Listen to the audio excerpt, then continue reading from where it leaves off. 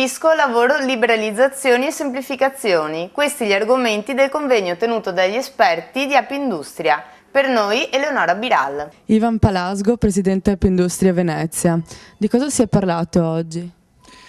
Oggi abbiamo tenuto un incontro tematico con i nostri esperti, tutti di alto profilo, per informare l'imprenditoria, quella piccola e media, sulle nuove normative che verranno introdotte in campo fiscale, in campo giuristico del lavoro e le evoluzioni sul mercato anche finanziario. Cerchiamo di dotare i nostri imprenditori dei necessari strumenti tecnici che gli consentano da un lato di muoversi nel assimilare le nuove norme che ci vengono proposte ormai in cascata, e dall'altro noi vogliamo come associazione dare una chiave di lettura anche dal punto di vista politico, nel senso che un imprenditore riceve una nuova disposizione di legge in materia fiscale o in materia finanziaria,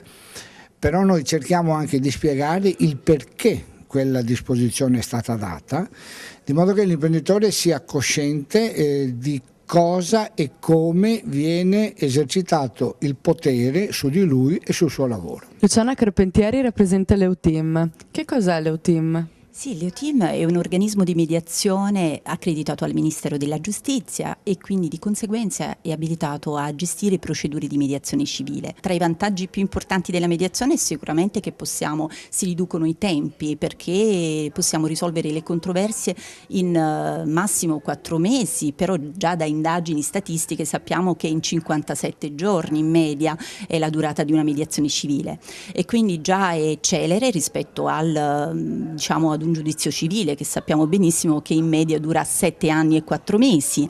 È più economica rispetto ai costi che si sostengono per una causa civile. Ricordo che il mediatore civile è una figura innovativa, molto importante, perché dalla competenza e dalla preparazione di un buon mediatore dipende il successo della mediazione. Quindi ricordo agli interessati, a coloro che possono essere interessati, di consultare il sito www.eutim.it oppure rivolgersi al centro sicurezza sul lavoro di San Donà di Piave per avere le modalità di iscrizione al corso. Tu sei una giovane imprenditrice di Apindustria e stai portando avanti un nuovo progetto.